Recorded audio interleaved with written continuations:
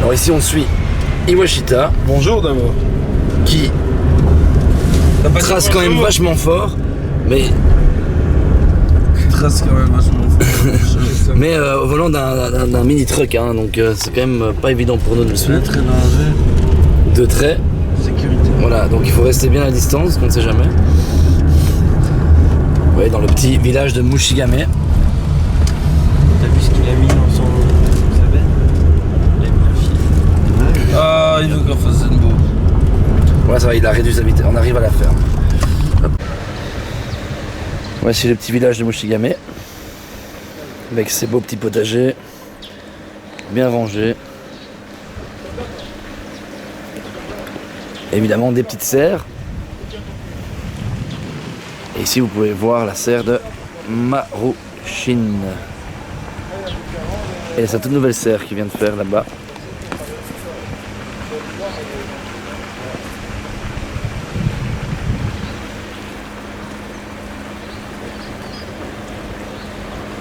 Notre ami Dylan, le caméraman, faire quelques petites prises de vue.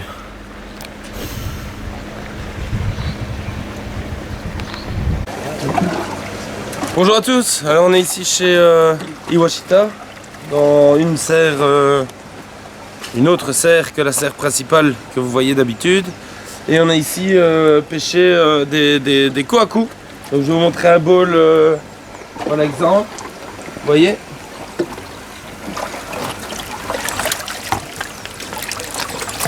Très beau kohaku. L'intensité du i est très intéressante. Les chirurgies sont très bons. Et donc voilà, il y aura du kohaku cette année. De chez Iwashita. Et on va aller maintenant voir la serre d'Etosa. Picha, ok. Alors, nous sommes toujours chez Iwashita. Et voilà ce qu'on trouve, des petites ossailles.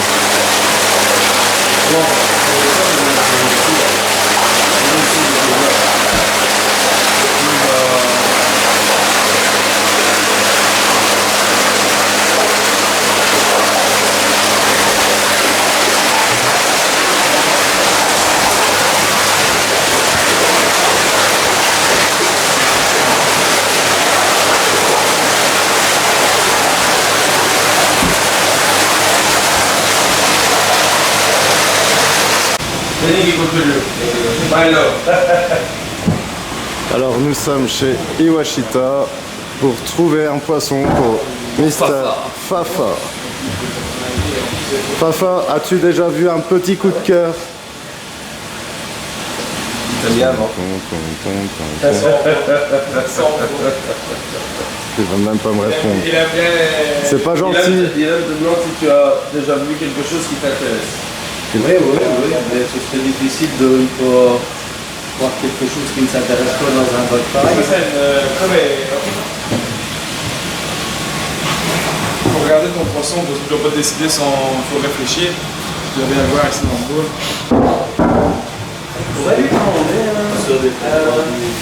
Iwashita is not friends. Ça veut rien dire en fait. Mais c'est fusil de chasse.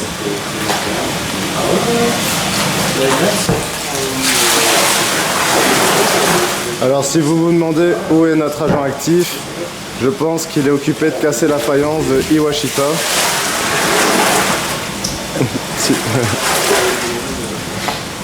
Il est là-bas. Ça fait maintenant une demi-heure qu'il nous a quittés.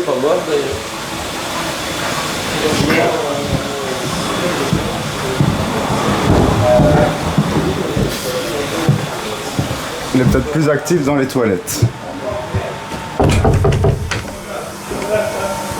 Ah, cassage de faïence ou quoi? Écoute, on mange de la papaye ultra piquante là, trop vite. Ça aurait pu être pire, voilà, c'est déjà ça quoi. Ouais, ça est sauf, mais je n'ai rien sali du tout. Tu as fait un perfect. Comme j'entends la musique, ça a été une contre-attaque. Attends.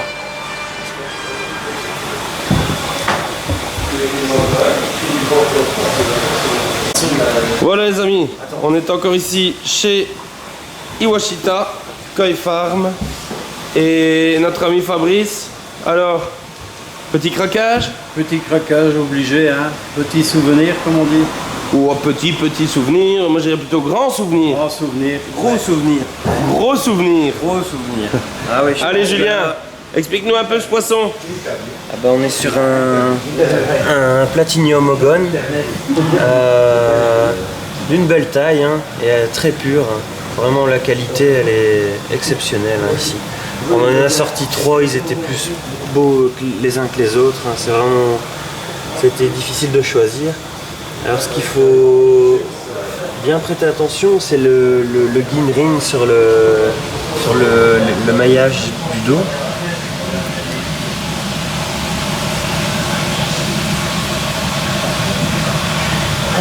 À mon avis, on est sur une taille de 70 plus, hein, facile. Hein. À mon avis, on doit être dans les 70 75, ouais. Ball fait 80, donc... Si je ne m'abuse, en collaboration avec Fabrice, mais première grosse pièce sélectionnée par Ikoi au Japon. Chez Iwashita-san, voilà. Donc vraiment ici ça pique aux yeux tellement il y a des belles pièces.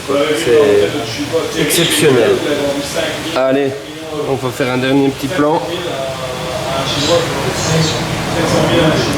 Et ce poisson, du coup,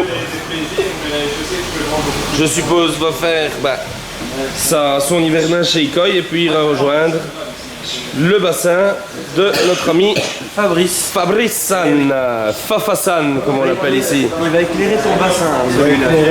Ça va donner de la lumière. Ah oui, là. Allez, Fabrice, on te félicite pour cette belle acquisition et je pense que du coup ça te rappellera longtemps ton voyage au Japon. Tout à fait. Encore un grand merci à vous. À tout à l'heure.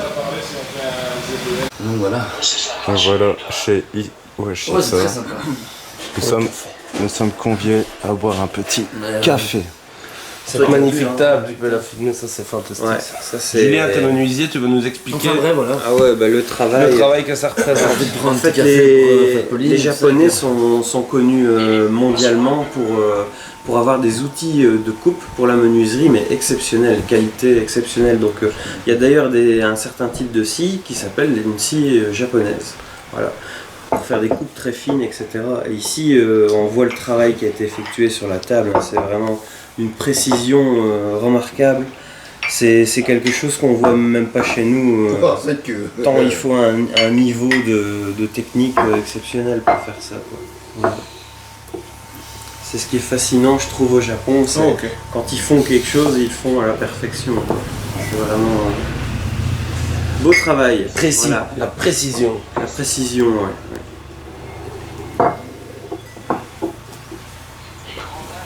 Ok. Bon, c'est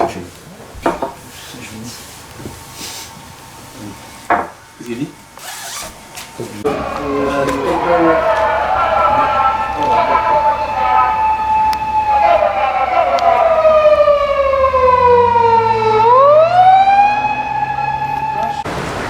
Alors nous voilà chez Isaac Farm. Je vais filmer pour que vous voyez un petit peu cette grande et belle ferme. Nico, un petit mot? On est chez Isa. Alors Isa, c'est un peu comme Dainichi. Vraiment un grand nom dans le koi. Très raffiné, très sophistiqué. Et les prix forcément ne sont pas les mêmes qu'ailleurs. On est dans du très très haut de gamme en fait ici. Voilà, et donc vous allez le voir dans très peu de temps. On va rentrer dans une des serres et je veux dire à tout niveau c'est quelque chose de spectaculaire ici. Peut-être même un peu trop. Donc voilà.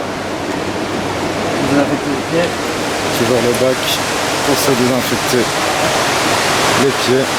Mais beaucoup d'entre vous ont sûrement déjà vu cette ferme, et pour ceux qui nous rejoignent, vous allez découvrir vraiment la ferme d'Isa. Isa Koi Farm. Essayez d'échanger Sangoma.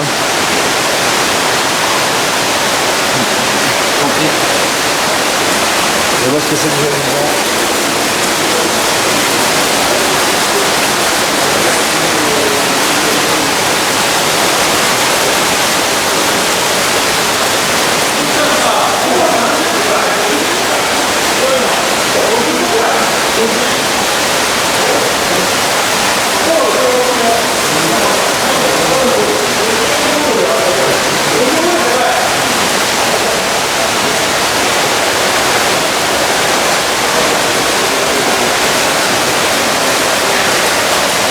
Vraiment une ferme avec une renommée comme Dainichi, voilà. Une image de marque.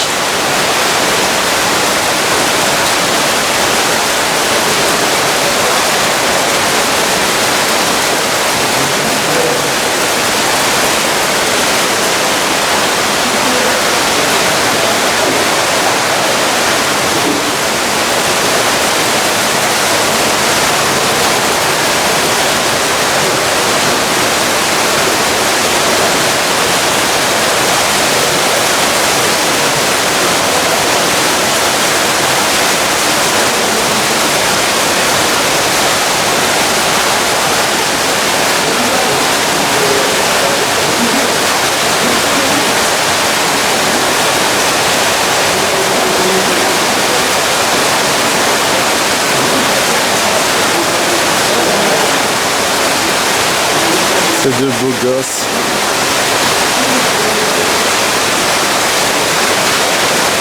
Je vais faire un peu de pub pour Corentin qui est célibataire. Si vous avez des jeunes filles, enfin des jeunes, 25 ans, entre 25 et 30 ans, il est preneur.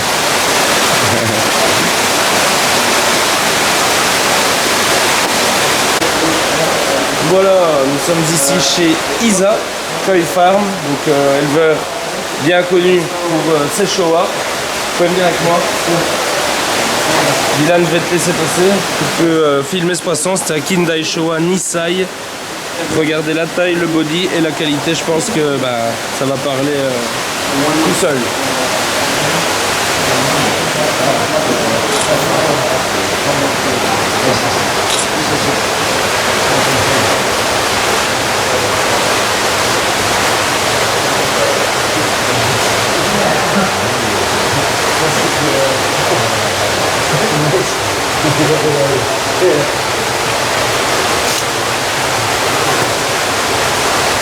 Vous avez les bottes de la faune?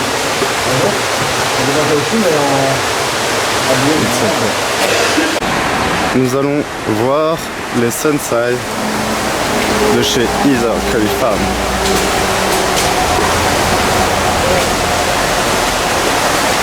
Toujours le petit bac de désinfectant. Tu, non?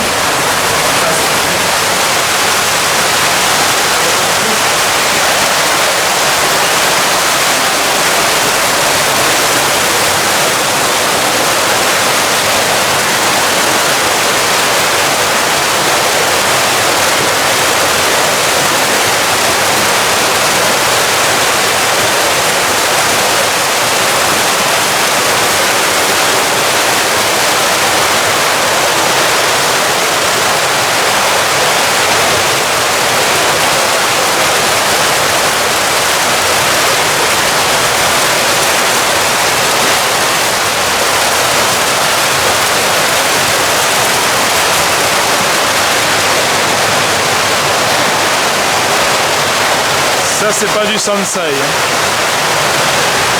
Un peu plus que du Sansai. L'information n'était pas bonne, désolé.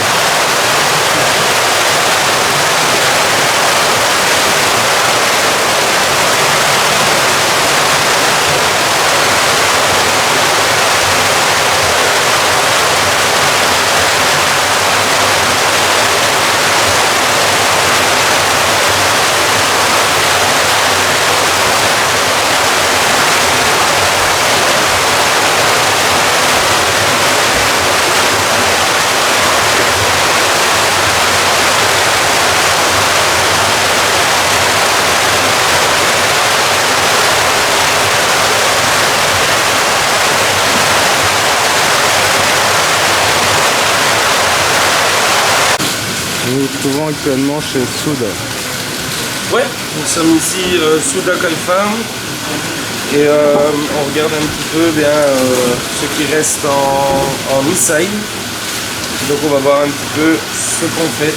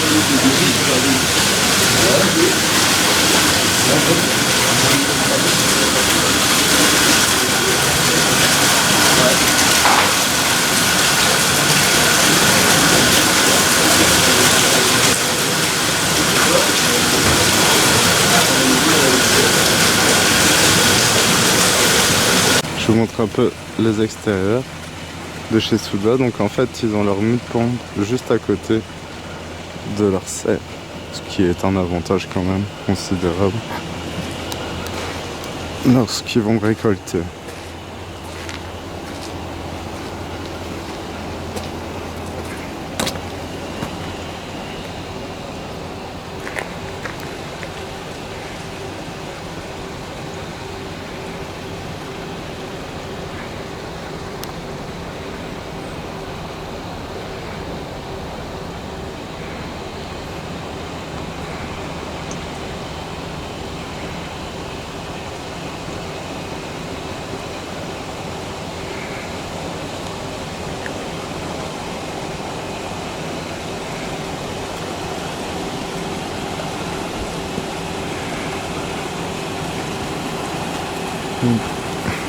Voilà les serres.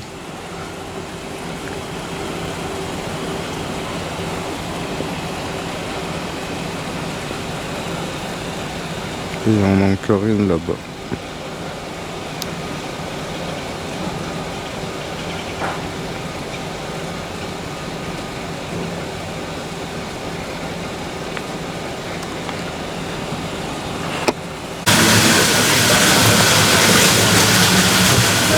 Alors voici des cailles voilées de chez Suda. Ils ne sont pas tous voilés, mais une bonne partie d'entre eux sont voilés. Je ne sais pas si vous les voyez correctement.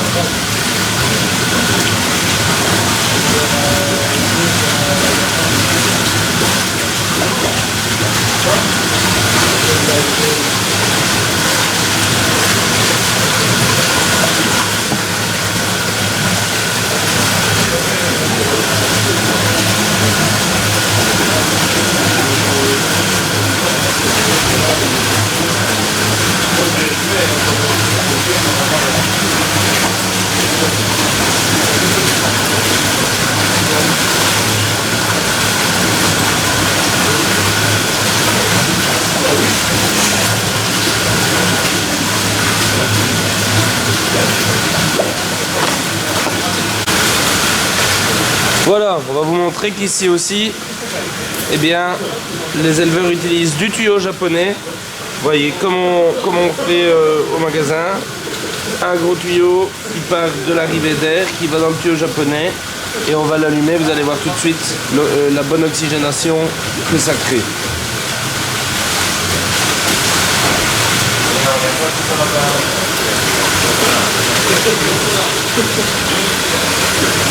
Et voilà.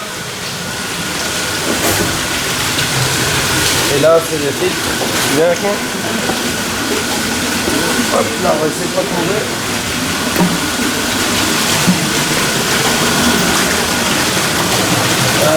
Malheureusement, on ne saura pas aller jusque là.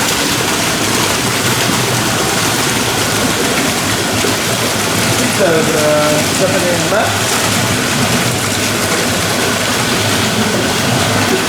Filters. It's Japanese mat. It's mat. Yes. ça va pas, je pense, filmer comme il faut. Alors voilà, là vous le voyez. Là, on voit un bout qui dépasse. Donc de nouveau, c'est du tuyau du tapis japonais. Ah voilà, il va nous soulever le...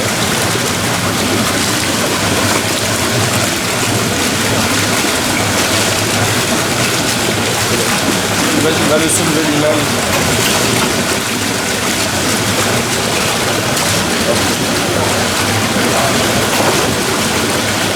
Comme ça.